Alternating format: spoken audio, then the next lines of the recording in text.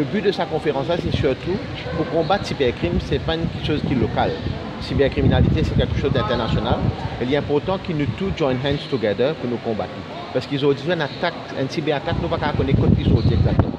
Il est très difficile pour nous loquer et surtout pour amener Samandimouna devant la justice. Alors c'est important que nous tous causons le même langage et nous tous capables de dégager une stratégie commune. Et je pense que comme la force est là, qu'on nous tous regroupés au sein d'un seul groupe, nous sommes capables vraiment contrecarrer cette attaque de cybercrime, malicious emails qui peut rentrer. Sauf qu'il y a des attaques qui peuvent rentrer, surtout maintenant, c'est des demandes de rançon qui peuvent arriver, nous pouvons trouver.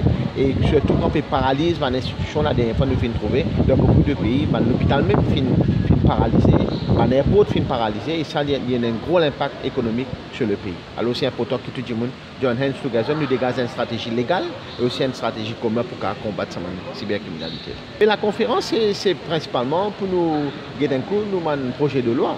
Et tout le monde pays, tout le monde prosécuteur qui est là, nous sommes adaptés. Nous qui parfois nous trouvons le petit point de technicalité, le criminel il s'en sort.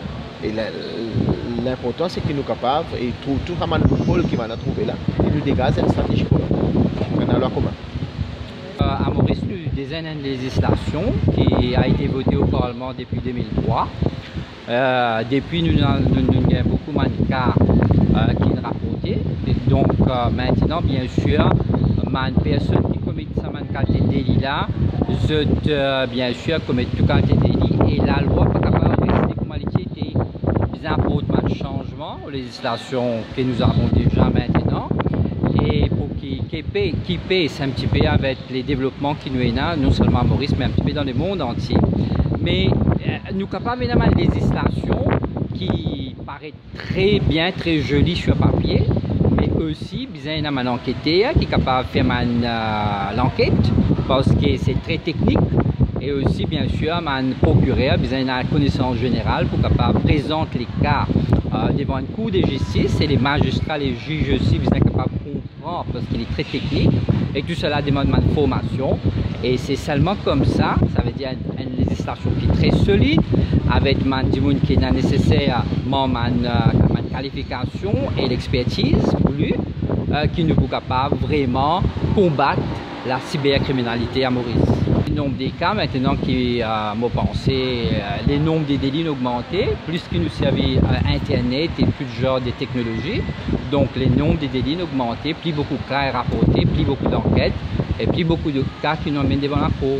Nous avons commencé en 2004, il y avait à peu près 8 cas qui ont été rapportés, peut-être parce que la loi qui vient d'être votée, mais maintenant nous dépassons des centaines de cas qui nous sont actuellement, qui sont rapportés. Pas tout le monde cas qui nous amène la cour, mais il faudrait qu'il nous ait suffisamment de preuves pour nous convaincre une cour de justice. Surtout que parfois nous avons une preuve qui nous besoin réunir depuis l'étranger. Là, ça doit être fait par une procédure de mutual legal assistance, entraide judiciaire. Et ça, pas seulement dans les cas de cybercriminalité, dans n'importe quel autre délit. Il y a toujours une lenteur qui prend avant qu'il aboutisse. Mais il est nécessaire donc qu'il nous fasse une démarche, ça veut dire nous loge, nous demande, et puis nous besoin faire les autres démarches aussi un petit peu informelles que nous sommes capables de gagner les témoignages voulus en temps et lieu et à temps pour qu'après être présentés devant la Cour de justice.